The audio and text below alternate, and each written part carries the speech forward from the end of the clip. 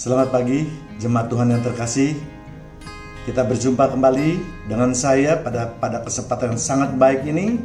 Dan saya tetap berharap kita selalu dalam perlindungan Tuhan yang Maha Kuasa.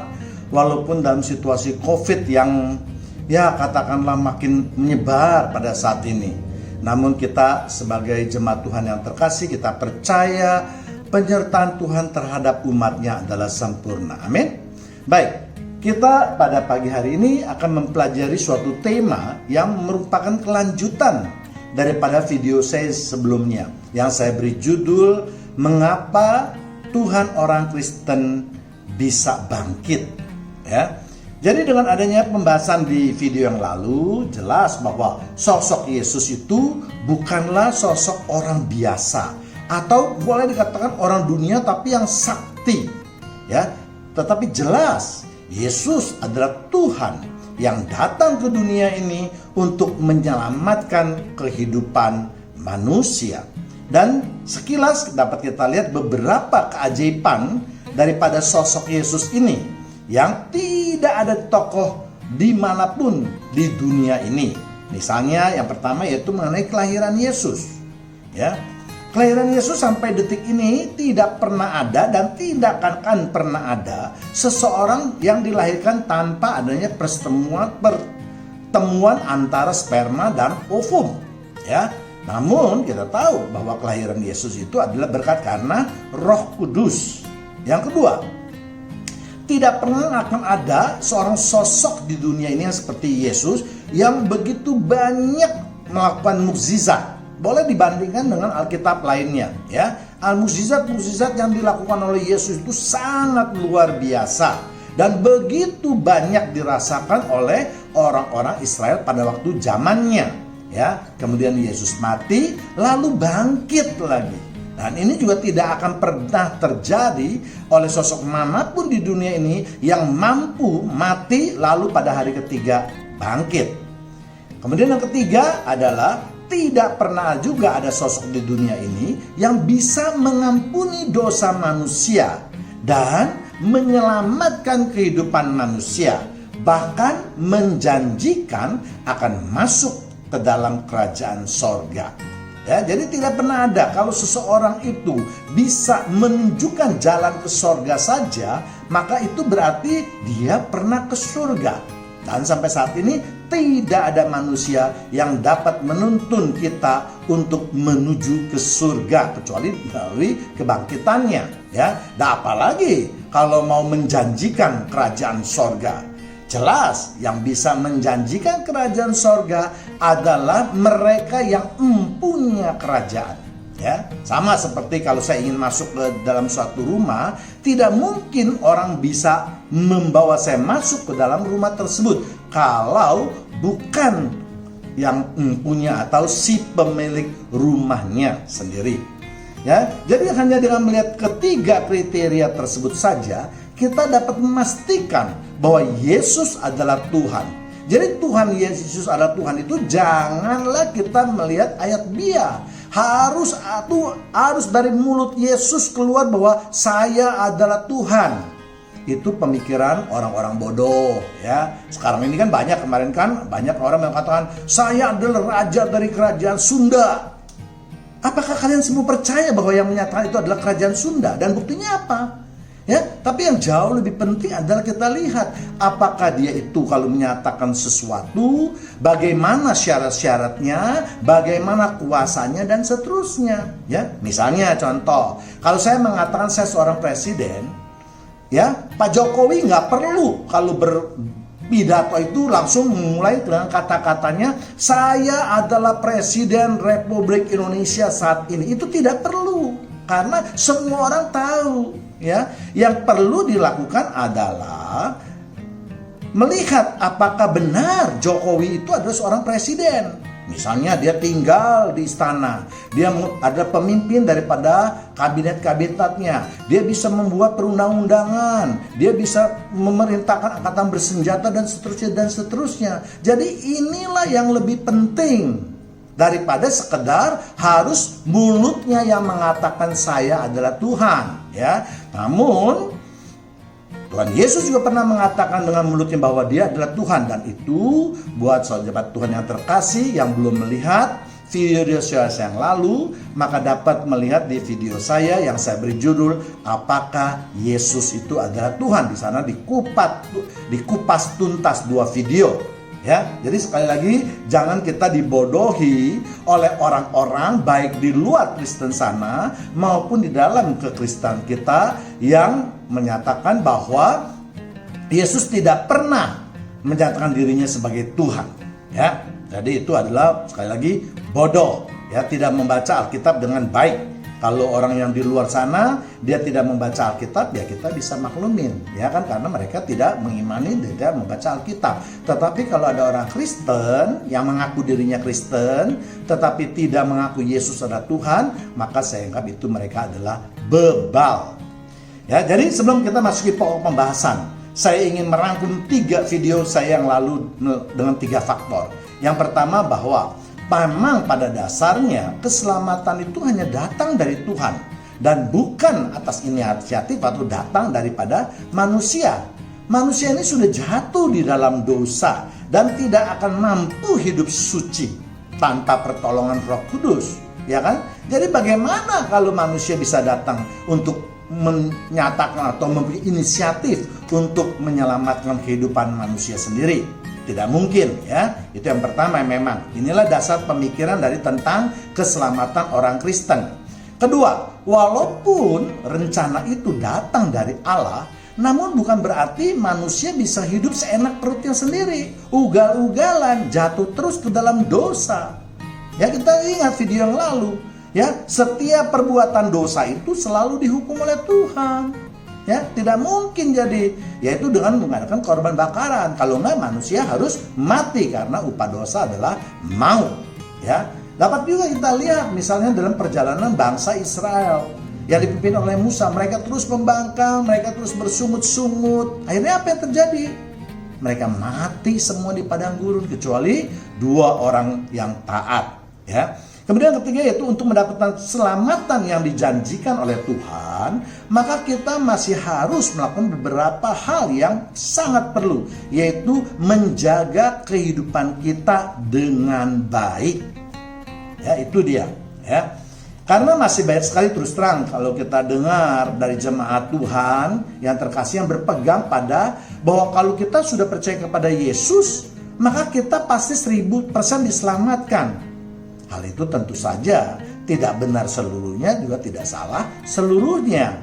Dikatakan benar karena memang untuk dapat diselamatkan, hal yang penting atau hal yang utama atau hal yang mula-mula harus kita kerjakan adalah kita harus percaya dulu kepada Tuhan Yesus. Ya, namun itu bukan satu-satunya. Kalau kita sudah percaya langsung semuanya selesai. Tidak. Masih ada hal-hal lain yang harus kita pelihara, yang harus kita jaga untuk masuk ke dalam kerajaan surga.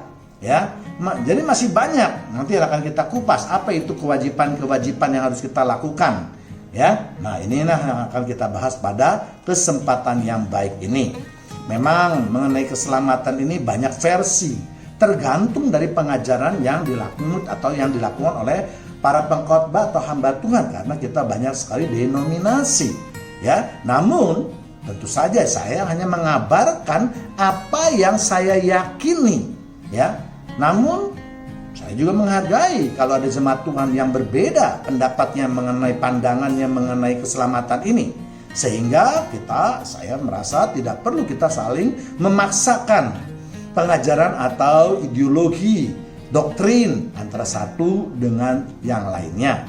Mari sesama Kristen kita saling menghormati, kecuali kalau sudah menyangkut ajaran sesat. Nah, ini baru kita lawan, ya. Selama penafsirannya masih alkitabiah, masih mengajarkan kebaikan kehidupan manusia, kita harus saling menghargai, ya. Hal pertama-tama yang harus kita lakukan memang untuk menerima keselamatan dari Yesus adalah menerima kehadiran Yesus di dalam kehidupan kita. Ya, yaitu apa? Berupa menerima baptis atau sakramen permandian. Ya, dengan menerima sakramen permandian atau baptis inilah merupakan suatu tanda bahwa kita sudah menerima Yesus di dalam kehidupan kita. Jadi jangan lupa, bagi mereka yang menentang kehadiran atau tidak menerima Yesus sebagai Tuhan, namun sudah dipermandikan dengan menyebut Allah Bapa, Anak dan Roh Kudus, itu berarti sudah mengakui Yesus sebagai Tuhan. Ya. Kemudian setelah kita menerima Yesus, apa artinya lagi? Berarti kita juga mau menanggalkan kehidupan yang lama, menanggalkan kebiasaan-kebiasaan hidup kita yang selalu jatuh dalam dosa. Dan kita harus berusaha untuk menjadi manusia yang baru. Artinya jangan lagi sekedar, ya saya percaya kepada Yesus, saya sudah menerima, saya sudah dibaptis. Bahkan saya juga punya nama baptis loh. Tapi kelakuannya seperti orang-orang duniawi. Ya, bahkan mungkin lebih buruk. Ya, kalau dulu mereka sebagai orang duniawi masih mengakui Yesus, mengetahui Yesus itu adalah Tuhan, orang Kristen, tapi setelah mereka jadi Kristen, malah mereka menyangkal. Nah, ini yang saya katakan lebih buruk daripada kehidupan manusia yang lama.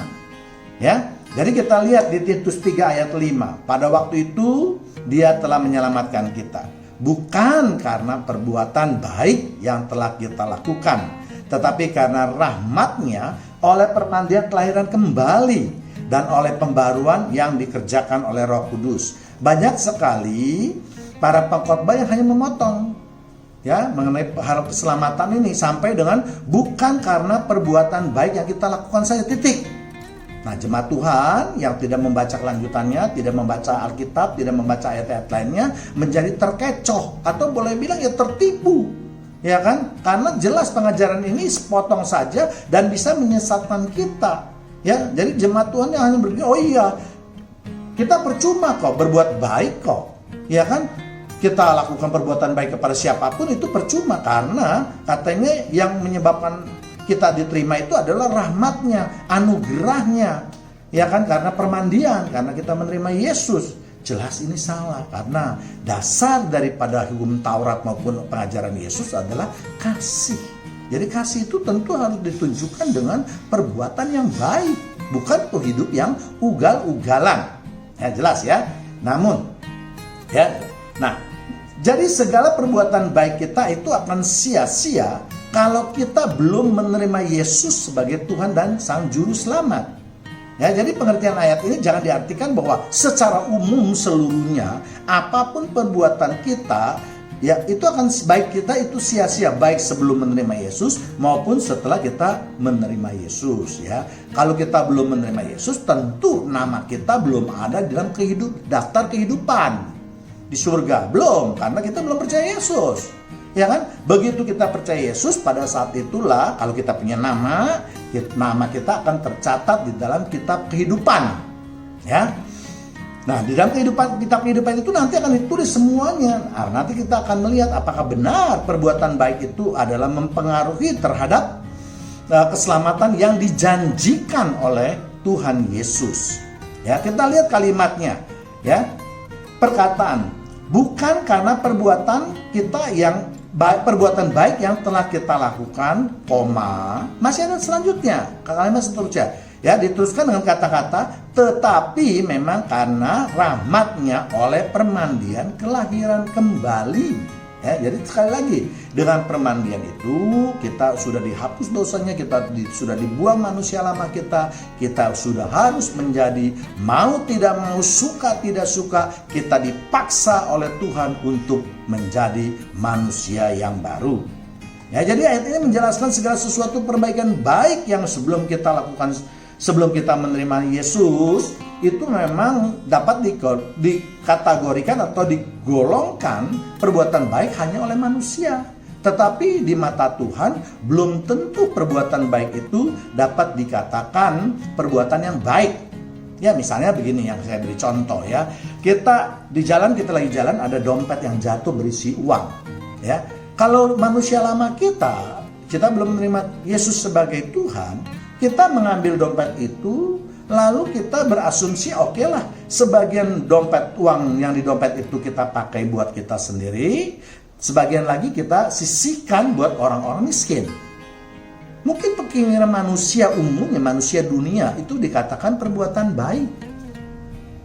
Ya, tetapi di mata Allah kita itu adalah perbuatan jelas berdosa karena kita sudah mengambil hak yang bukan kepunyaan kita. Ya, apalagi dengan bukan hak kita itu kita bagi-bagikan duit itu lalu kita mendapatkan nama baik.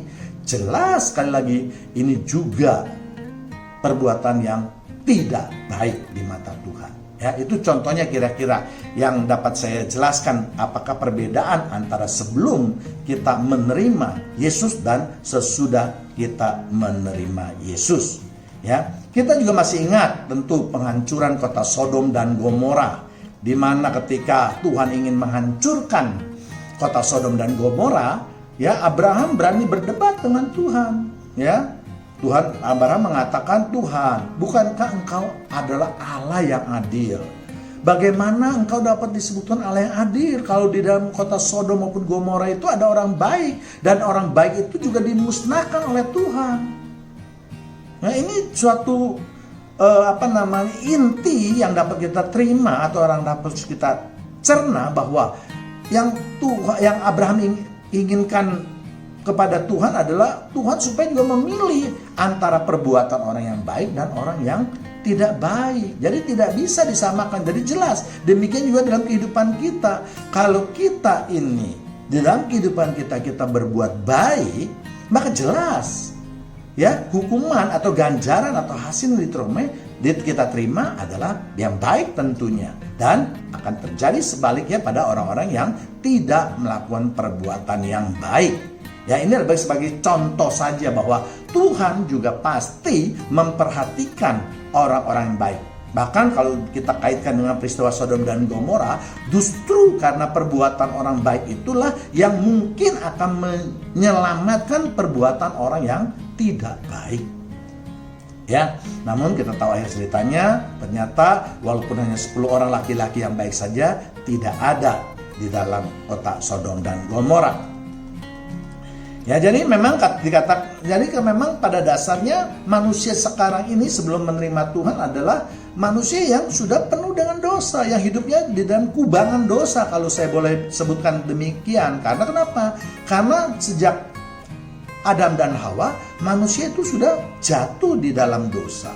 Sehingga kalau mereka tidak menerima permandian atau baptis, mereka tidak menerima Roh Kudus di dalam diri mereka, mereka jelas tidak mungkin atau tidak bisa menjadi manusia yang baik. Kita lihat di Roma 3 ayat 23. Karena semua orang telah berbuat dosa dan telah kehilangan kemuliaan Allah. Ya, jadi dengan menerima sakramen permandian itulah maka berarti Roh Kudus akan tinggal di dalam kita. Roh Kudus, ya ingat, Roh Kudus bukan hanya sebutan aja. Tuhan Roh Kudus itu yang suci itu akan tinggal di dalam kita. Karena kita sudah dibersihkan. Nah, kalau kita setelah permandian masih melakukan perbuatan-perbuatan dosa, bagaimana dengan Roh Kudus yang ada dalam tubuh kita ini? Ya kan? Lama-kelamaan Roh Kudusnya pun udah. Kita mendukakan, kita menyedihkan hati Tuhan, lama-lama Roh Kudus tidak akan bekerja dalam kehidupan kita. Ya, jadi jelas buat orang-orang Kristen, mereka yang percaya bahwa setelah kita menerima janji, baru berupa janji daripada Tuhan tentang keselamatan, ya, baik itu keselamatan di dunia ini maupun keselamatan di dalam kehidupan yang kekal, ya, kita tetap harus memelihara kehidupan kita dengan baik, ya. Nah, kita lihat satu contoh lagi misalnya. Ketika kita menolong orang, misalnya pada waktu kita masih belum menerima Tuhan, pasti ada motifnya. Tidak mungkin motifnya itu karena kasih. Ya kan? Dia motifnya pasti ya ingin terkenal, ya kan? Ingin menjadi orang yang dermawan, orang yang terkenal di lingkungannya. Bahkan kalau perlu banyak pula orang yang saat ini menyumbang dengan memanggil reporter, orang-orang media, ya kan, supaya langsung dipublikasikan. Nah, itu kan jelas itu mereka menolong tidak dengan ajaran kasih. Ya, atau bisa juga kita menolong orang karena kita berharap mungkin suatu ketika kalau kita susah dia akan menolong kita, dia harus menolong kita. Ya, atau kita menolong orang itu karena dulu kita pernah ditolong. Jadi semua ada suatu timbal balik di dalam kehidupan manusia kita yang lama. Sedangkan di dalam manusia yang baru kita tahu bahwa kalau kita melakukan kasih itu pasti tanpa pamrih, ya selalu pasti ikhlas dan tulus, ya, karena kita tahu pengajaran yang diajarkan oleh Yesus Kristus yaitu kasih, ya. Jadi jelas ada perbedaannya, ya. Jadi sekali lagi bahwa keselamatan itu hanya ada di dalam Yesus Kristus, dan bahwa keselamatan hanya ada kalau kita percaya nama Yesus, dan itu kita lihat di dalam Kisah Para Rasul 4:12. Dan keselamatan tidak ada di dalam siapapun juga selain di dalam Dia. Sebab di bawah kolong langit ini tidak ada nama lain yang diberikan kepada manusia yang olehnya kita dapat diselamatkan. Jadi sudah jelas di dalam Kisah Para Rasul 4 ayat 12a ini, keselamatan tidak ada di dalam siapapun juga selain di dalam Dia. Dia siapa? Jelas Yesus. Ya, memang hal yang terutama sekali lagi di dalam hal keselamatan ini, kita harus percaya Tuhan Yesus terlebih dahulu. Kalau kita tidak mempercayai Tuhan Yesus atau Yesus sebagai Tuhan, maka mereka, saya jamin, karena Alkitab yang mengatakan, mereka tidak akan mendapatkan keselamatan. Jadi kalau ada orang yang tidak percaya sekali lagi pada Tuhan, kepada Yesus sebagai Tuhan, maka mereka pasti tidak mendapatkan keselamatan. Ya, apalagi kita lihat Yesus diutus oleh Bapa sebagai Sang Juru Selamat dunia. Nah, hal ini dapat kita lihat di Yudas 1 ayat 25. Tuhan yang Esa, Juru Selamat kita oleh Yesus Kristus, Tuhan kita. Bagi Dia adalah kemuliaan, kebesaran, kekuatan, kuasa sebelum segala abad dan sekarang dan sampai selama-lamanya. Amin. Ya. Jadi jelas dalam Yudas 1:25 pun dinyatakan bahwa juru selamat kita itu hanya Yesus Kristus, yaitu Tuhan kita. Jadi kalau ada orang Kristen sekali lagi yang menyatakan atau tidak menerima Yesus sebagai Tuhan, jelas ayat ini tidak akan bekerja di dalam kehidupan mereka. Ya, artinya mereka tidak akan diselamatkan oleh Yesus Kristus karena sudah dijelaskan tadi, ya, ataupun di 1 Yohanes 4 ayat 14. Ya, dan kami telah melihat dan bersaksi bahwa Bapa telah mengutus anaknya menjadi juru selamat dunia. Ya, jadi ada orang-orang Kristen yang pengetahuannya memang dangkal, yang berani di media sosial mengatakan, tunjukkan pada saya ayatnya di mana Yesus adalah Sang Juru Selamat. Ya, jadi memang sekarang karena perkembangan teknologi atau sosial media yang sudah begitu maju, begitu pesat, terus banyak sekali orang-orang Kristen yang tidak bertanggung jawab dalam tanda kutip, yang berani sekali melontarkan hal-hal yang sebenarnya ada di dalam Alkitab, namun mereka tidak mau membaca, mau hanya merasa sangat hebat, hanya mendengar saja. Oh, ada pendeta yang mengatakan ini, diambil, otaknya tidak dipakai, tidak dicerna, langsung ditulis di media sosial. Hati-hati loh, jemaat Tuhan yang terkasih, terutama anak-anak muda, anak-anak kita tuh. Ya, jangan sampai mereka juga ikut tersesat. Karena ingat, kalau tersesat apalagi sampai menghujat Allah, itu dosa yang tidak akan terampuni. Ya, hati-hati. Ya, jadi kita lanjutkan. Jadi Yesus sebagai Sang Juru Selamat dunia itu bukan kita atau manusia, apalagi umat Kristenian atau umat Kristen atau umat Kristiani saja yang mengangkatnya sebagai Sang Juru Selamat. Sebab kalau kita manusia yang mengangkat Yesus sebagai Sang Juru Selamat atau Tuhan, maka sia-sia itu. Siapa kita? Kita aja orang berdosa, kita aja untuk menyelamatkan diri kita aja tidak bisa. Bagaimana kita bisa mengangkat Sang Juru Selamat? Ya, jadi jelas ini. Jadi jangan ada orang yang berpikir karena ini dicetak di dalam Alkitab seakan-akan hanya karena orang-orang Kristiani ini kompak bersatu untuk mengangkat Yesus sebagai Tuhan dan Sang Juru Selamat. Oh tidak, ya. Kalau saya boleh artikan bahwa Alkitab ini sudah saya jelaskan beberapa kali merupakan suatu pengalaman hidup dari suatu bangsa loh, bukan satu orang. Kalau satu orang itu dia bisa nipu, dia bisa bohong, ya. Ya seperti saya contohnya misalnya saya bisa misalkan saya membuat Alkitab sendiri, kemudian saya dapat saya dapat pewahyuan dari Allah, saya diperlihatkan oleh Allah segala macam, saya telah dituntun oleh Allah. Itu semua bisa bohong. Ya kan? Walaupun saya tidak menampik hal itu bisa terjadi, tapi tingkatnya 99% sangat amat subjektif dan rawan untuk melakukan atau rawan untuk melakukan penipuan. Ya, tapi kalau misalnya pengalaman suatu bangsa itu tidak mungkin. Kita tahu kan bangsa Israel itu keluar aja dari tanah Mesir itu 600 orang laki-laki. Kalau ditambah dengan istri, tambah anak-anak, katakanlah 3 lipat, hampir 2 juta. Nah, pengalaman mereka inilah yang terus berjalan. Demikian juga dengan pengalaman kehidupan Yesus. Yesus hidup bukan di hutan. Yesus hidup itu di daerah Nazaret, di daerah Galilea, di Yerusalem, Betel, Befage dan seterusnya, Yeriko, ya kan? Jadi dalam perjalanan hidupnya itu mungkin berjuta-juta orang yang sudah menyaksikan kehidupan Yesus. Ya, jadi bukan hanya sekarang ada orang-orang yang merasa sombong, yang karena merasa sekolah teologi, bergelar doktor, kemudian merasa dia sebagai teolog yang hebat. Ya, salah ya. Ya, kalau teolog itu harus berdasarkan fakta peristiwa-peristiwa pada zaman dahulu, ya. Jadi tidak mungkin Anda itu bisa merubah segala sesuatu yang ada di dalam Alkitab, karena Alkitab itu ditulis berdasarkan fakta, berdasarkan kejadian, berdasarkan peristiwa yang terjadi. Jadi kalau kamu duduk di diam-diam, tiba-tiba kamu di kamar mengatakan, wah saya sudah mendapat pemahaman yang baru pengajaran Alkitab. Nanti itu kita lihat adalah pengajaran yang sesat. Dan apa yang harus kita lakukan? Nanti kita akan bahas selanjutnya. Kita kembali kepada juru selamat kita, ya.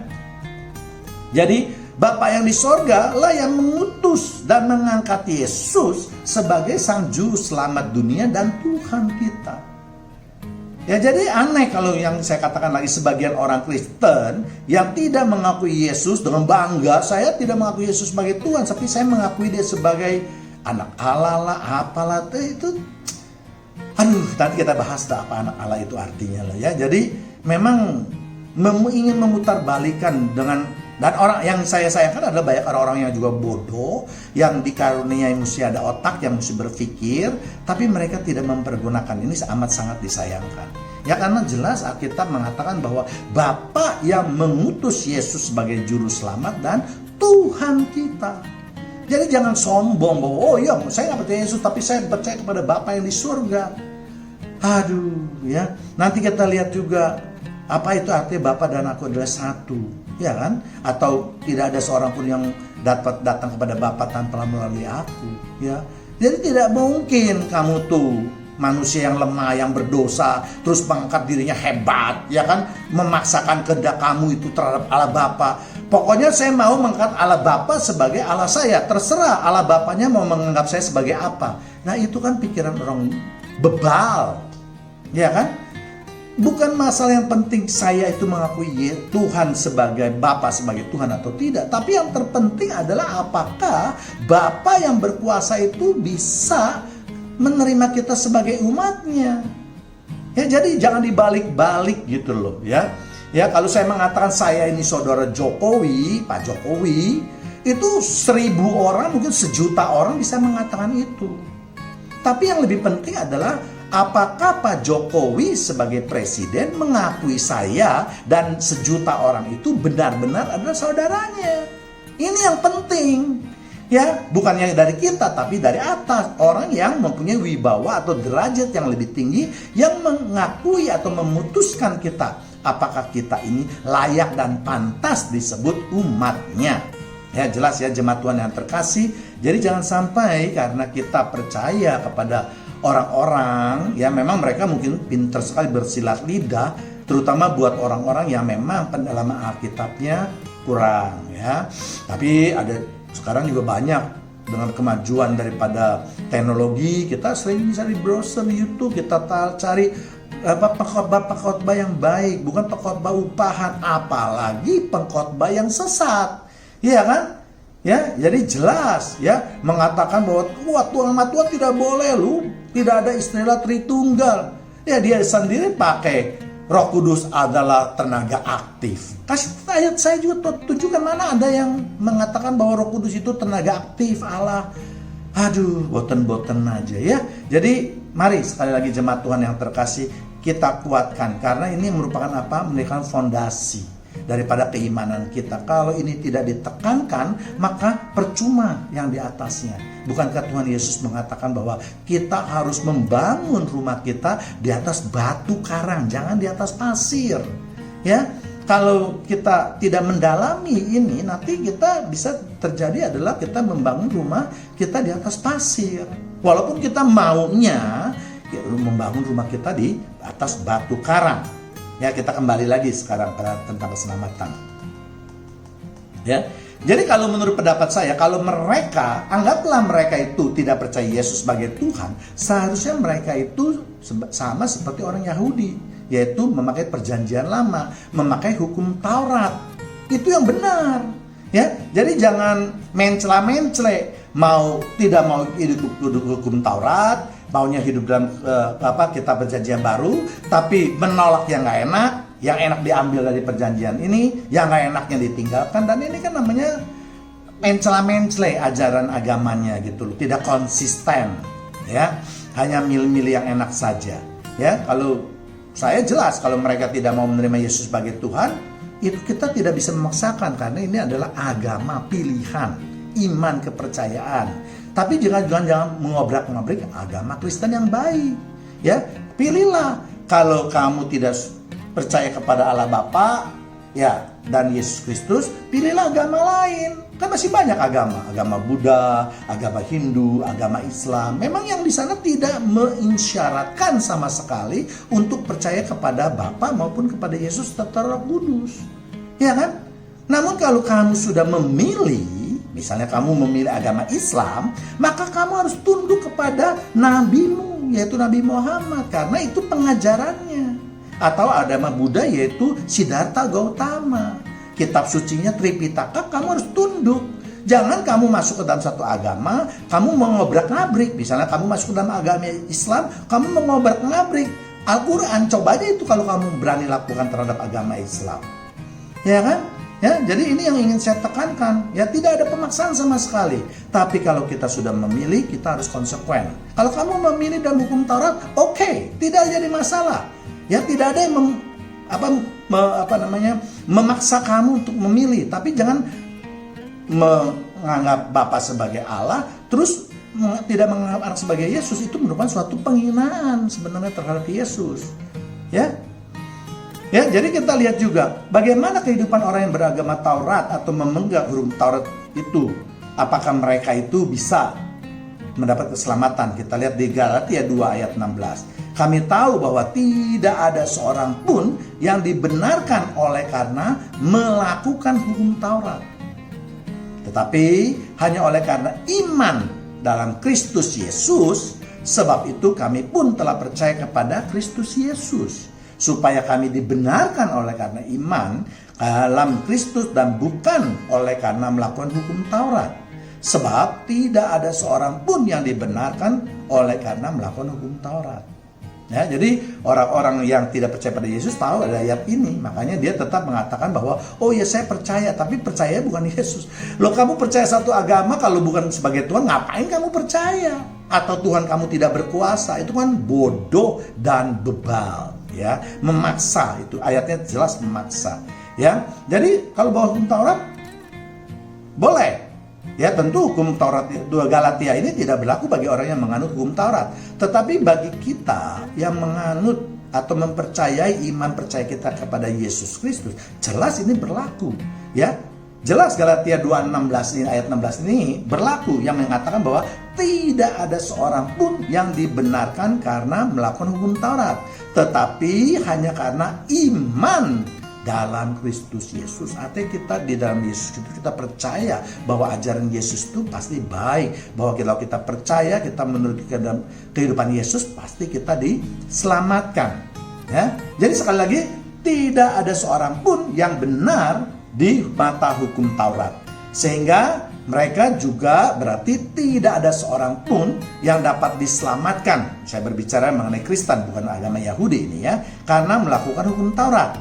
Kalau hukum Taurat itu bisa dilakukan banyak orang, tentu Allah Bapa itu tidak mengirimkan anaknya yang tunggal untuk menyelamatkan kehidupan manusia.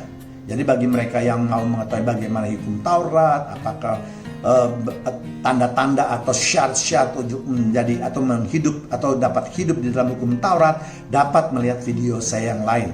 Saya yang berjudul apakah kita masih hidup dalam hukum Taurat atau hukum kasih karunia. Ya, jadi sebagai penganut agama Kristen, hendaklah kita harus lebih bijaksana dan arif dan melihat semua ayat di dalam Alkitab. Ya, sudah berulang kali saya katakan tidak boleh kita mengambil 1-2 ayat saja kemudian sengaja membenturkan atau menabrak ayat-ayat lainnya. Ya, tidak boleh. Jangankan ayat, pasal, cerita, bahkan di seluruh satu Alkitab pun tidak boleh ada yang saling kontradiksi. Kalau ada yang kontradiksi, Tuhan itu tidak pernah salah. Tuhan itu maha segala-galanya. Berarti kamu yang tidak dapat mencerna apa yang dimaui oleh Tuhan. Ya, kalau belum mendapatkan hikmat dari Tuhan, jangan cepat-cepat menolak atau memakai pikiran kamu. Oh, mestinya begini nih. Ini ayat nggak benar loh. Firman Tuhan kok dibilang nggak benar. Firman Tuhan itu ya dan amin. Firman Tuhan itu tidak boleh dirubah, tidak boleh ditambah atau dikurang. Tanda baca pun yang paling kecil tidak boleh dihilangkan. Ya, jadi jelas itu semua saling berkaitan. Ya. Kemudian kita lihat juga di Yohanes 14 ayat 6. Kata Yesus kepadanya, "Akulah jalan dan kebenaran dan hidup. Tidak ada seorang pun yang datang kepada Bapa kalau tidak melalui aku." Ya, jadi saksi Yehova, ya, jelas di sini dikatakan kalau kamu tidak percaya kepada Yesus, kamu tidak bisa datang kepada Bapa. Ya, jadi jangan mengaku-ngaku lagi. Tadi saya sudah beri contohnya banyak. Jadi kalau ada sekelompok kecil orang yang saya tetap menekankan ini ya, ada orang yang mengaku Kristen tetapi tidak mengakui Yesus sebagai Tuhan, maka sekali lagi saya pastikan mereka tidak akan mendapat bagian dalam kerajaan Allah. Ya, bukan saya mengatakan, tapi saya membacakan ayat-ayat di dalam Alkitab ini, ya, dan lalu saya berpikir atau menerjemahkan atau menjelaskan, ya, bahwa ini loh yang dimaksud dengan ayat ini. Ya, jadi kalau mereka yang tidak percaya kepada Yesus adalah jalan kebenaran dan hidup, ya, pasti tidak menerima keselamatan. Oh, saya percaya Pak pada jalan kebenaran. Loh, jalan kebenaran bagaimana? Kamu tidak mempercayai Tuhan aja itu sudah bukan kebenaran, ya kan? Dan hidup. Ya, kalau kamu nggak percaya Tuhan, berarti kamu nanti tidak bisa hidup di dunia ini atau kamu akan binasa. Ya. Jadi sekali lagi, kalau kamu tidak menerima Yesus, berarti tidak bisa datang kepada Bapa. Jelas itu. Ya, apalagi kita juga tahu ya bahwa dulu sebelum kedatangan Yesus itu Bapa yang ada di surga sudah meninggalkan orang-orang bangsa Israel, walaupun tetap mengasihi bangsa pilihannya. Ya kan? Dan kita juga tahu bahwa setelah Yesus mati di kayu salib, Tuhan Yesus, kematian itulah yang memulihkan hubungan kita dengan Bapa sehingga kita bisa mengatakan ya Aba ya Bapa. Kalau dulu tidak boleh. Kalau kamu menyatakan sebelum percaya sama Yesus kamu menyatakan ya Allah ya Bapa, berarti kamu itu sudah menghina Allah Bapa, karena Allah Bapa tidak mau disebut oleh kamu sebagai ya Aba ya Bapa. Siapa kamu itu boleh memanggil Allah Tuhan Allah sebagai Bapamu? Karena kematian Yesus. Ya, jadi jangan juga menganggap remeh-temeh. Makanya membaca Alkitab, mari kita perhatikan hubungannya, toleransinya, apanya segala macam yang saling kait-mengkait, tidak bisa dilepaskan. Tidak bisa, oh ayat ini tok, yang ini nggak berhubungan. Oh tidak, semuanya berhubungan kebanyakan. Ya, dan semua yang ada di dalam Alkitab itu adalah benar. Ya, ada juga yang mengatakan saya hanya percaya di dalam Alkitab itu kalau mengatakan firman Allah, artinya kata-kata yang keluar dari mulut Allah. Ini juga bodoh orangnya. Sama orangnya dari pengikut itu juga. Ya kan? Kalau kamu hanya percaya bahwa apa yang difirmankan atau yang dikeluarkan perkataan oleh Allah itu adalah yang sebagai firman Allah, sedangkan yang lain tidak, maka kamu robek aja semuanya tuh. Kitab Ester tidak ada mengenai Tuhan sekalipun, ya kan? Mazmur tidak ada firman-Nya, Pengkhotbah, Ratapan, dan dari kitab Kejadian yang Allah berfirman ada, kamu jangan robek, yang tidak ada kamu robek aja semua. Jadi nanti akhirnya Alkitab yang segini tebalnya akan menjadi segini. Ya kamu kan bodoh banget gitu tuh yang mengatakan. Makanya di dalam kekristenan jemaat harus jelaskan dulu bahwa kamu menerima Kristen itu kamu berarti menerima perjanjian lama maupun perjanjian baru sebagai firman Allah. Ya, jadi jangan hanya berpikiran kayak kacamata kuda. Oh, firman berarti perkataan Allah. Bodoh kamu. Ya. Ya, jadi sekali lagi. Ya, dan keselamatan itu diperjelas kembali nanti di dalam Yohanes 3 ayat 16. Karena begitu besar kasih Allah akan dunia ini, sehingga Ia telah mengaruniakan anaknya yang tunggal, supaya setiap orang yang percaya kepadanya tidak binasa, melainkan beroleh kehidupan yang kekal. Jadi setiap orang yang percaya, orang yang tidak percaya jelas akan binasa. Ya, dan tidak memperoleh kehidupan yang kekal. Percaya sebagai apa? Ya tentu percaya sebagai Tuhan. Kita beragama kan artinya kita percaya Tuhan. Kalau kita beragama tapi kita tidak percaya Tuhan, ngapain kamu beragama? Ya kan? Agama itu menyatakan hubungan antara manusia dengan Tuhan pada prinsip yang lebih penting. Ya, walaupun nanti akibatnya juga Tuhan mengisyaratkan hubungan kita dengan manusia. Ya, kalau hubungan kita dengan manusia itu tidak bisa dikatakan agama. Kalau saya berhubungan dengan si A, masa saya katakan agama si A?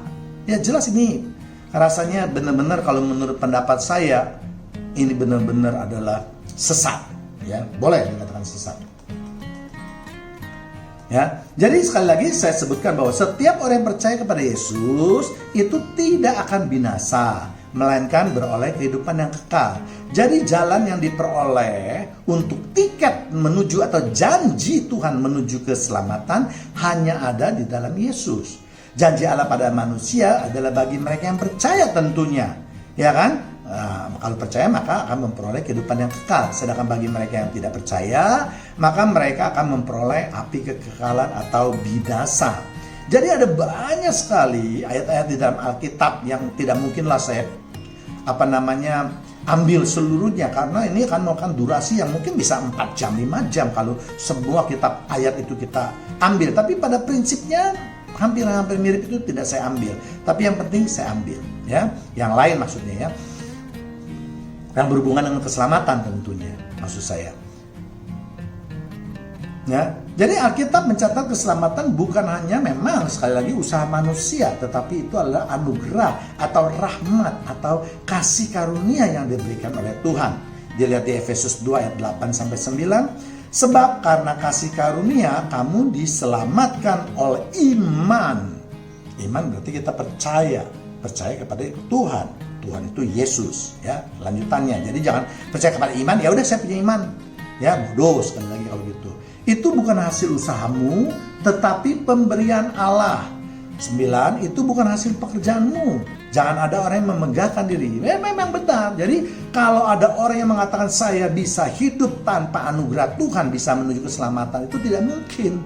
Karena manusia sekali lagi pada dasarnya sudah berdosa tadi sudah kehilangan kemuliaan Allah. Ya, jadi tidak mungkin bisa, dan ini yang berhubungan dengan ayat ini. Namun sekali lagi bukan berarti langsung kita menerima janji Allah itu, pasti tidak. Ya, nanti kita akan bahas sebentar lagi.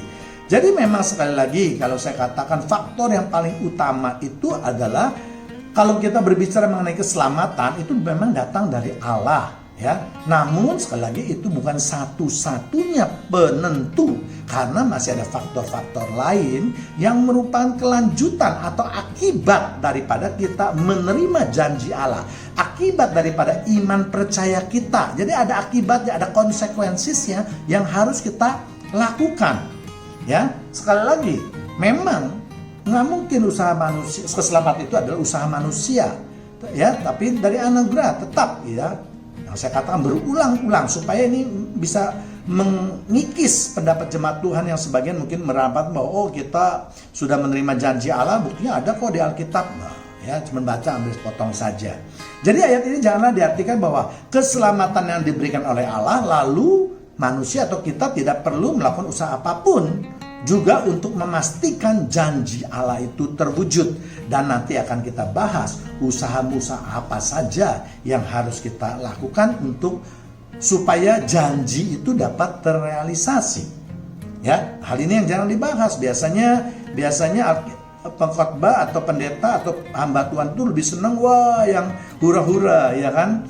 Supaya datang ke gereja, jemaatnya pikir, wah iya kita sudah selamat, kita sudah tidak usah ikutin lah, kita bolehlah berzina, kita bolehlah ini, kita bolehlah itu. Ya pasti kalau kita diselamatkan. Tidak, ya jemaat Tuhan yang terkasih, kita harus pandai memilih mana pengkhotbah yang baik, mana pengkhotbah yang upahan, ya. Sehingga akhirnya kita tidak menimbulkan pro dan kontra di antara umat kita sendiri, ya. Saya percaya jika jemaat Tuhan yang terkasih yang imannya sudah dewasa, maka mereka tentu akan memperhatikan semua ayat-ayat yang ada di dalam Alkitab untuk menunjang pendapat kita itu, ya.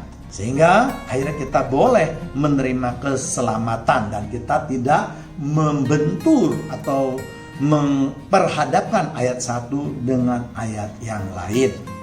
Ya, jadi jangan lagi kita berkonsentrasi bahwa kalau kita percaya dan menerima Yesus maka berarti kita sudah 100% menerima keselamatan. Kita semua tahu arti daripada kita menerima Yesus. Kita menerima Yesus apa sih artinya?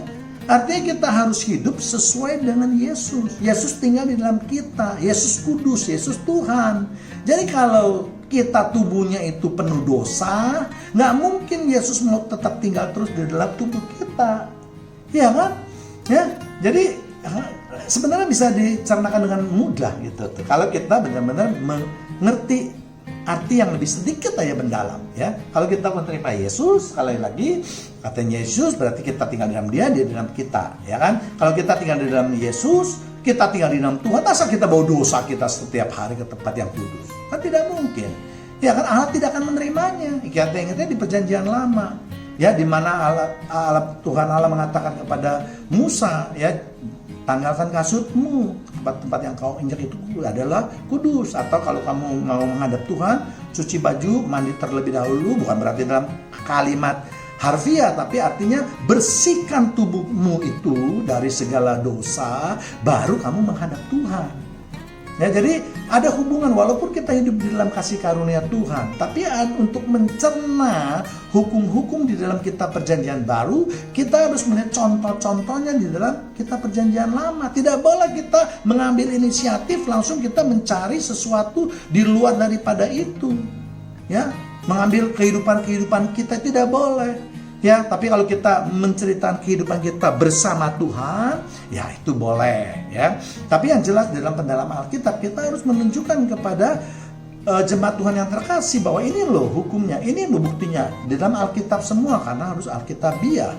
Ya, jadi sekali lagi kalau Tuhan juga tinggal dalam kita, kalau kita penuh dosa, mana mau Tuhan tinggal di dalam tubuh kita? Jelas tidak akan. Akhirnya lama-lama Tuhan Roh Kudus juga akan meninggalkan kehidupan kita. Itu sebabnya banyak orang yang murtad, ya kan? Atau banyak orang yang diam-diam meninggalkan Tuhan. Atau bahkan diam-diam sudah tidak mengakui Tuhan, masuk ke dalam ajaran yang sesat. Ya. Kita lihat lagi di ayat lain, yaitu 1 Yohanes 3 ayat 6. Karena itu setiap orang yang tetap berada di dalam Dia tidak berbuat dosa lagi. Setiap orang yang tetap berbuat dosa tidak melihat dan tidak mengenal Dia. Nah, ini ditegaskan lagi sekarang di dalam Alkitab. Tadi saya sudah beri contohnya. Dan ini buktinya bahwa dikatakan di 1 Yohanes 3 ayat 6, setiap orang yang tetap berada di dalam Dia, kalau kita merasa kita berada di dalam Yesus, itu tidak lagi berbuat dosa. Yang tadi saya katakan, Dia adalah kudus, ya. Kalau kalian atau kita semua masih berbuat dosa, maka itu dikatakan di Alkitab, maka kita tidak mengenal Dia. Nah, tentu mengetahui dan mengenal itu berbeda, ya. Banyak orang bisa mencampur adukan, tapi mengenal itu bisa berarti orang lain tahu juga. Misalnya agama lain tahu Yesus itu adalah Tuhannya orang Kristen. Apakah dia mengenal? Tidak, dia tahu, hanya mengetahui, tahu saja. Ya kan? Tapi kalau kita mengenal, kita pasti lebih dalam lagi. Saya beri contoh lebih gampang tentang seorang teman. Kalau kita katakan kita mengetahui dia, kita cuma tahu mungkin namanya saja, bentuknya, jasmaninya, tingginya, raut wajahnya, ya. Mungkin rumahnya yang tepatnya nggak tahu, tapi kita tahu, oh di jalan A. Nomornya kita nggak tahu, ya kan? Sekolahnya kita juga mungkin tahu, oh sekolahnya di sekolah B, tapi kita tidak tahu dia kelas berapa, jurusan apa mungkin, ya tidak tahu. Ini disebut dengan hanya kenal, ya. Tapi kalau kita itu mengetahui, itu cuma tahu. Tapi kalau kita kenal orang itu, maka kita mesti mengetahui luar dalamnya, ya. Kita tidak hanya mengenal yang tadi saya sebutkan, tapi kita tahu, oh rumahnya itu persis diletak sekian, antara tetangganya siapa dan siapa, rumahnya cat warnanya apa, bentuknya seperti apa, itu kita kenal. Siapa orang tuanya, ya, pekerjaan orang tuanya kita tahu, saudara-saudara kita tahu, sekolahnya di mana, kelas berapa, jurusan apa, semua kita tahu. Itu disebut dengan kenal, ya. Nah, makanya kita mesti membedakan antara tahu dengan kenal, ya. Kemudian kita akan melihat juga ayat lain, yaitu di Efesus 5 ayat 5. Karena ingatlah ini baik-baik, tidak ada orang sundal, orang cemar, atau orang serakah. Artinya penyembah berhala yang mendapat bagian dalam kerajaan Kristus dan Allah. Ya, jadi kalau kamu tidak mengenal atau mengakui Yesus sebagai Tuhan, kamu juga ditolak oleh Bapa yang ada di surga. Ya kan? Karena Yesus mengatakan siapa yang menolak aku di depan manusia, aku juga tolak dia di surga. Jadi Yesus juga ditolak, nama kamu juga akan ditolak di depan hadapan Bapa. Artinya apa? Artinya kamu sudah bukan lagi sebagai orang yang percaya. Ya, nah, kamu kalau bukan orang percaya tentu dianggap orang yang berdosa karena kamu tidak mengikuti hukum-hukum Tuhan. Ya, jadi sekali lagi Alkitab mencatat dengan jelas. Tadi dikatakan bahwa orang-orang sundal, orang-orang cemar, atau orang-orang serakah, penyembah berhala. Ya, jadi kalau orang tidak mengenal Tuhan, Yesus hanya mengaku-ngaku sebagai Bapa, itu dianggap juga sama dengan penyembah berhala karena Allah tidak mengakui dia kok. Ya kan, kamu boleh aja mengaku, tapi sembah kamu, doa kamu, dan pujian kamu tidak akan diterima oleh Allah Bapa. Orang Allah Bapa tidak mengakui kamu, berarti kamu menyembah berhala. Ya, atau dapat juga saya rangkum dari semuanya itu sebagai satu kata, yaitu orang yang berdosa. Jadi kalau orang yang berdosa itu tidak akan mendapat bagian dalam kerajaan Kristus dan Allah. Ya, tidak akan mendapat bagian. Ini firman, ya. Kemudian kita lihat lagi, saya tambah beberapa ayat terus supaya tidak hanya 1, 2, ya banyak tapi yang agak berlainan gitu, tidak hampir mirip. Kemudian 1 Tesalonika 4 ayat 7, Allah memanggil kita bukan untuk melakukan apa yang cemar, melainkan apa yang kudus. Jadi kalau kita sebagai pemeluk agama Kristen, itu bukan kita yang tentuin, tapi kita dipanggil oleh Allah. Allah yang menentukan apakah kita boleh beragama Kristen atau tidak. Ya, jadi bersyukurlah kita kalau yang saat ini benar-benar murni sebagai agama Kristen, murni sebagai penganut Kristus Yesus. Ya, karena kita dipanggil ini bukan untuk melakukan perbuatan yang cemar. Jadi kalau kita sudah dipanggil, kita sudah dibaptis, kita sudah percaya, kita masih terus jatuh ke dalam dosa, ya ini tentu salah pengertiannya, ya.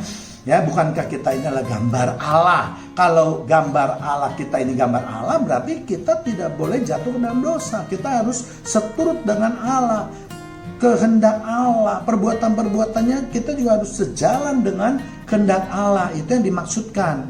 Ya. Kemudian kita lihat lagi di ayat lain. Ya, 2 Tesalonika 2 ayat 12. Supaya dihukum semua orang yang tidak percaya akan kebenaran dan yang suka kejahatan. Jadi orang yang tidak percaya Yesus sebagai Tuhan, dia juga tidak percaya Yesus sebagai sumber kebenaran. Kalau orang yang tidak percaya pada kebenaran dikatakan, maka akan dihukum. Ya, jadi urutan-urutannya ada, jadi jangan sepotong. Jadi itu urutan-urutannya. Ya, jadi apalagi mereka juga yang suka melakukan kejahatan. Ya, Alkitab jelas mengatakan bahwa akan menghukum mereka yang tidak percaya akan kebenaran dan yang suka kejahatan. Ya, tadi saya sudah jelaskan Yesus adalah sumber kebenaran. Jadi kalau siapa yang tidak percaya kepada Yesus, tentu mereka akan dihukum, termasuk mereka yang suka melakukan kejahatan ataupun perbuatan dosa. Jadi walaupun sekali lagi kita sudah menerima janji-janji Allah yang berupa keselamatan dan iman percaya kita, Namun ternyata tidak cukup dengan beberapa ayat yang tadi sudah saya paparkan. Ya, kalau kita hidup terus di dalam dosa, maka Allah mengatakan Allah akan menghukum kita. Yesus akan menghukum kita. Dan apakah hukuman yang akan kita terima? Yaitu masuk dalam api kekekalan di mana ada kertak gigi. Ya.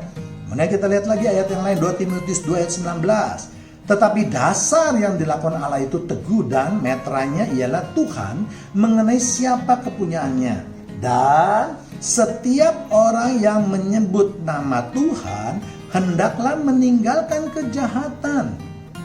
Ya, jadi kalau kita ini walaupun sudah dibaptis dan segala macam yang tadi saya sebutkan, kalau kita berani menyebut Tuhan, itu kita berarti harus meninggalkan kejahatan.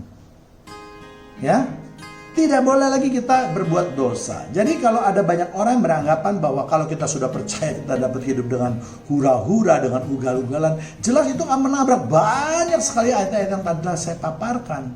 Sangat keliru pendapat seperti itu, ya.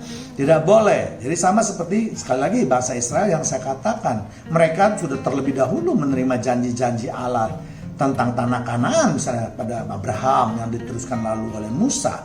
Ya, kita ingat ini perjanjian loh. Perjanjian artinya apa? Hanya berlaku apabila kedua belah pihak itu saling menghargai dan tunduk pada isi perjanjian tersebut. Ya, dan perjanjian itu pasti berisi hak dan kewajiban masing-masing. Makanya kitab suci kita disebut kitab suci perjanjian. Semua janji-janji Allah itu akan nyata di dalam kehidupan kita kalau kita juga tunduk pada perjanjian tersebut. Ya, jadi jangan banyak orang mengatakan kok saya sudah percaya sama Tuhan, saya sudah ini, sudah itu, tapi janji Allah belum nyata dalam kehidupan kita. Ya kita harus introspeksi lagi. Apa tujuan kamu beragama? Apa tujuan kamu bergereja? Ya, itu semuanya menentukan. Ya, oke. Ya. Jadi kita lihat lagi di dalam ayat lain, Roma 6 ayat 12. Sebab itu hendaklah dosa jangan berkuasa dalam tubuhmu yang fana, supaya kamu jangan lagi menuruti keinginannya. Jadi ayat tadi itu jelas mengatakan bahwa kita hidup itu jangan dikuasai dosa, tetapi justru yang sebaliknya kita lah yang harus berkuasa terhadap dosa. Artinya kita lah yang dapat mengendalikan dosa. Kita harus bisa jangan terus-menerus berbuat dosa, apalagi dosa yang sama. Itu jelas tidak boleh. Ya, dengan mengendalikan dosa itu berarti kita tetap ingin hidup bersama Tuhan. Kita ingin hidup di dalam firman Tuhan. Kita ingin melakukan firman Tuhan. Itu artinya. Ya, jadi jangan hanya dikatakan oh dia tidak berkuasa, ya sudah kita sudah selesai dalam hanya harfiah saja. Ya, bukankah kita ini ditebus oleh kematian Yesus Kristus? Yang berarti hidup kita bukan milik kita lagi. Jadi kita harus sadar bahwa kalau kita sekarang ini banyak sekali keinginannya seperti Doraemon, aku ingin begini, aku ingin begitu, semuanya ingin. Itu berarti kita masih hidup di dalam keduniawian. Kita belum ditebus oleh Yesus. Berarti kita masih hidup tercemar, kita belum percaya kepada Yesus. Kita di luar agama Kristen. Pada akhirnya itu urutan-urutannya terus kalau ditarik, ya. Nah, sebaliknya kita mengatakan kita harus berkuasa, kita harus mengendalikan. Nah, kalau perlu kita membuangnya langsung. Ya, itu artinya supaya kita tidak terus jatuh ke dalam dosa. Kemudian kita lihat lagi 1 Korintus 8 ayat 6. Namun bagi kita hanya ada satu Allah saja, yaitu Bapa, dan yang lainnya berasal dari sesuatu, dan untuk Dia kita hidup, dan satu Tuhan saja, yakni Yesus Kristus. Tuhan satu, yakni Yesus Kristus. Jadi jelas ya. Banyak sekali ayat-ayat yang menyatakan Yesus adalah Tuhan kau. Jadi jangan dibantah terus kau. Yang olehnya segala sesuatu telah dijadikan, dan yang karena Dia kita hidup. Jadi banyak orang yang tidak mengenal, hanya tahu oh firman jadi manusia, berarti Tuhan mengirimkan anaknya Yesus ke dunia. Dia tidak melihat waktu penciptaan. Ya. Nah, sekarang saya ingin jelaskan bahwa pada waktu penciptaan Tuhan Yesus hadir. Makanya di sana dikatakan yang olehnya segala sesuatu telah dijadikan.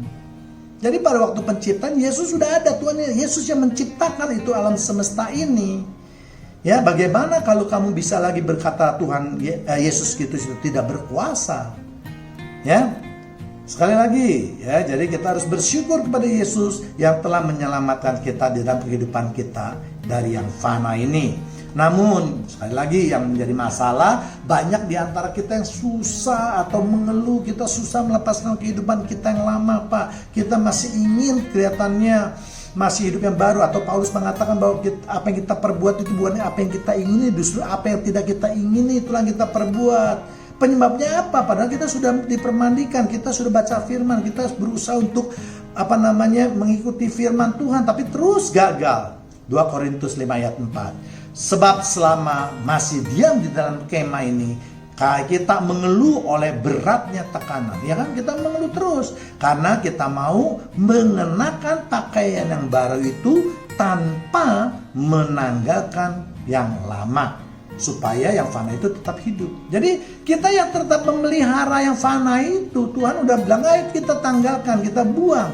Tapi kita sayang, kita masih hidup duniawi. Karena duniawi itu nikmat, enak, ya, dan seterusnya.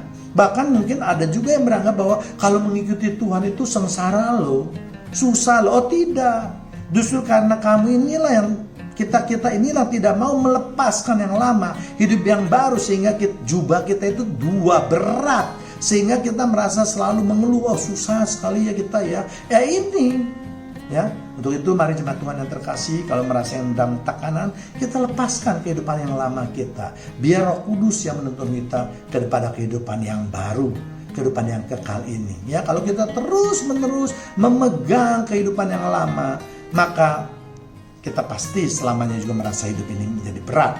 Ya, jadi banyak sekali ayat-ayat yang menunjang. Ya, kita lihat ayat yang lain lagi.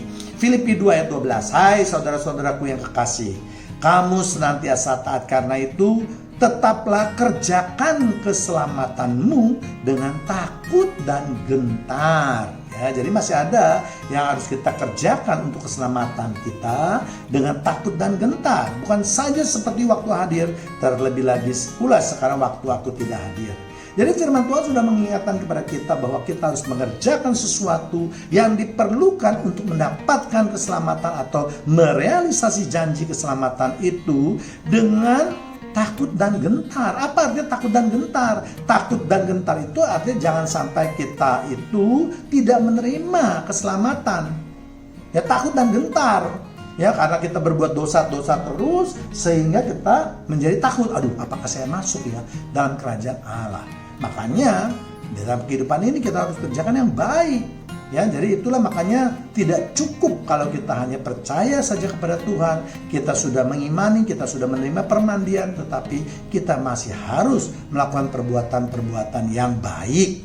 Ya, jadi itu konektivitasnya atau hubungannya. Ya, jadi jangan bilang kalau kita sudah selamatkan karena kita sudah hal itu adalah anugerah Tuhan ya sudah selesai, tidak. Ya. Saya bahas panjang tadi. Atau secara ringkasnya saya beri ilustrasi seperti ini. Misalnya saya mendapat undangan dari Presiden Amerika, saya bisa ke Gedung Putih, gitu ya. Nah, untuk masuk ke dalam Gedung Putih ini kan tidak sembarang orang, ya kan? Sama seperti kita masuk dalam kerajaan sorga, tidak sembarang orang. Mereka hidup kudus dan seterusnya, sempurna dan seterusnya. Dan ini orang kan hanya orang-orang terpilih. Dan kalau orang-orang yang terpilih ini yang bisa masuk ke sana, ya berarti sia-sialah penciptaan atau keselamatan yang Tuhan janjikan. Ya, Tuhan ingin semua, tidak ada yang ketinggalan. Yang membuat ketinggalan itu manusia yang tidak mau ikut ajaran Tuhan, ya, kehendak Tuhan, ya. Jadi kalau kembali pada ilustrasi tadi, saya sudah menerima misalnya undangan dari Presiden Amerika untuk berkunjung ke Gedung Putih, itu semata-mata karena kebaikan daripada Presiden Amerika. Saya sebagai orang Indonesia sangat sulit masuk ke Gedung Putih tersebut, ya. Namun yang harus diingat, ini baru janji daripada Presiden Amerika supaya saya dapat berkunjung ke sana. Saya belum langsung ke sana. Saya masih baru diberikan janji. Nah, untuk merealisasi janji itu, saya harus membuat paspor, ya kan? Nah, paspor itu kan banyak syaratnya, harus punya KTP, punya KK, punya WNI, punya surat kelakuan baik dan seterusnya, ya kan? Dana termasuk. Nah, setelah itu apakah dengan paspor itu langsung saya berangkat? Tidak, harus visa Amerika. Walaupun saya juga diundang, tapi prosedurnya harus ada, tata cara, aturan tertibnya harus ada. Saya tetap harus pergi ke kedutaan Amerika walaupun pasti diberikan visanya, tapi saya harus ke sana untuk mendapatkan cap visa, ya kan? Dan setelah saya mendapat semua, saya juga harus pergi ke airport, harus datang tepat pada waktunya, harus tepat pada waktunya naik pesawat dan seterusnya. Baru nanti saya sampai ke Amerika. Ya, demikian juga dengan keselamatan. Janji keselamatan yang Tuhan berikan pada kita itu baru berupa janji, tapi kita harus melakukan perbuatan-perbuatan baik yang tadi sudah disebutkan, yang tidak berdosa, ya, yang tidak berdosa. Kalau berdosa udah banyak tadi, udah dibahas panjang lebar, ya. Nah, jangan sampai juga kalau janji-janji itu, misalnya kayak tadi yang saya diundang ke Amerika, ke Gedung Putih itu, walaupun semuanya udah komplit, sebelum saya berangkat tiba-tiba saya melakukan tindak kejahatan, membunuh orang misalnya. Pasti itu janji itu atau undangan itu di-cancel oleh pemerintah Amerika Serikat. Ya, jadi ingat, jadi saya diberikan janji itu karena oleh pemerintah Amerika dilihat saya itu baik. Itulah gunanya perbuatan baik kita. Memang tidak menentukan seluruhnya, tapi menentukan sebagian kecil. Ya, saya rasa jemaat Tuhan yang terkasih dapat mengerti tentang ilustrasi yang telah saya siapkan. Ya, demikian juga yang saya katakan dengan janji Tuhan sekarang. Ya, walaupun kita sudah menerima janji, kita harus dengan waspada, jangan terus jatuh dalam dosa, hidup ugal-ugalan, jangan sampai janji itu di-cancel atau dibatalkan oleh Tuhan. Ini perjanjian loh, tadi yang saya katakan. Janji perjanjian itu harus ditaati oleh kedua belah pihak. Tidak boleh kita melanggar, kalau melanggar ya berarti janjinya batal otomatis. Makanya firman Tuhan mengatakan kita harus melakukan keselamatan kita dengan takut dan gentar. Artinya jangan sampai kita melanggar Tuhan lalu kita nanti masuk ke dalam api kekekalan. Ya, demikianlah penjelasan dari saya mengenai keselamatan pada saat ini. Ya, jadi secara singkat untuk memperoleh keselamatan itu saya ulangi lagi.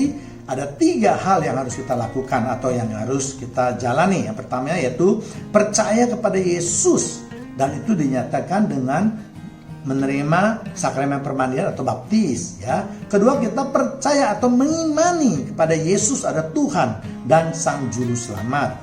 Dan yang ketiga, baru kita harus menjaga perbuatan kita atau kita harus mengerjakan keselamatan kita itu dengan takut dan gentar. Atau dengan kata lain, kita harus hidup sesuai dengan kehendak Tuhan. Ya, demikianlah pemberitaan firman Tuhan pada kali ini. Semoga Tuhan Yesus memberkati kita semua. Amin.